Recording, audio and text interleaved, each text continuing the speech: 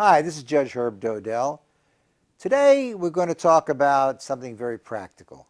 Not that the stuff we talk about isn't practical, because it is, but personal injury. We've defined the difference between a contract and a tort. Tort is T-O-R-T. That means a civil wrong of some kind. Negligence is usually, almost always, a tort unless it's done intentionally, which is still a tort, but it's different than a contract, and damages are very different and are calculated and computed very differently than a contract case. Because in a tort case, you can recover something called punitive damages.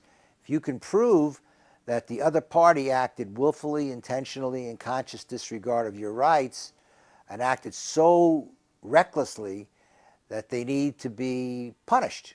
That's why it's called punitive damages. And it's based on the amount of recovery that you get from the underlying case, like the auto case.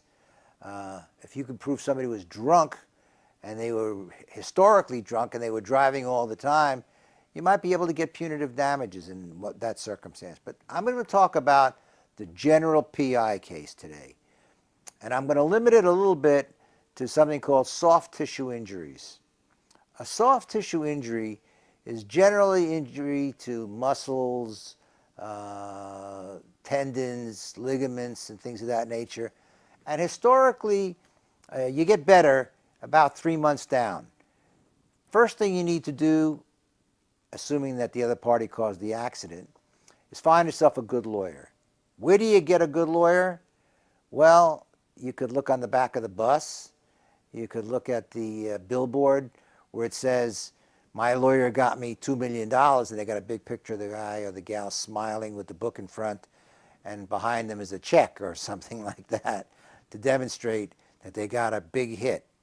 That may have been the only one in their entire career, but they got a big hit. So where do you find a lawyer? Best place? Recommendations. As I've mentioned previously, a lot of times you see these ads on TV, and if you read the small print, which you have to go to the ophthalmologist to be able to do because it's so small, these are basically people advertising for your business. And when you call in, whether it's mesothelioma or whatever it is, they refer it out. That's going to somebody who you never heard of and is basically just paying a fee to the referral source. So you want to make sure you get the best lawyer. I'm going to talk about how to pick a lawyer probably next week. But the fact of the matter is, you need to find a lawyer who does personal injury work as a specialty, not an occasional case here and there. Number one, you want to find somebody who's familiar with something called biomechanics. Biomechanics is, how did the accident happen? If you can show that because of the angle and the degree and the speed and all of these things together, it supports the conclusion that you suffered a physical injury as a result.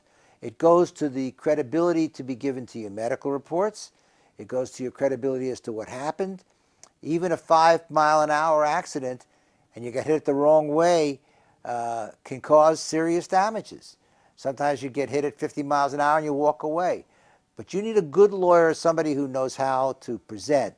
Because remember, lawyers are salesmen or salespeople.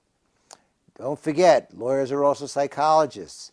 And don't forget, lawyers are out there acting. So you want to find somebody that feels real good to you, who's got long credibility and a long history. You don't want one of these firms that has thousands of cases and you get treated by the paralegal in the office.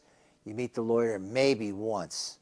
So personal injury, big money maker. That's why most of the lawyers are in it in some fashion, because you can make a lot of money. The cases are on a contingency, meaning that if you settle a case for $50,000 and you're getting 40%, you made $20,000, and maybe you put in 4 or 5 hours yourself. So there's a big profit in personal injury cases. That's why there's so many fraudulent ones. I've talked about it, in fact, in the book, From the Trench to the Bench, Navigating the Legal System and Finding a Spiritual Path Along the Way, I described some. I presided over a case where it was obviously a fraud. There was no injury at all. The medical reports were bogus. They were boilerplate. So find yourself a good lawyer, someone that you feel comfortable with, and personal injury can result in a very substantial judgment to you if the injuries are truly legitimate. And that, by the way, includes loss of earnings.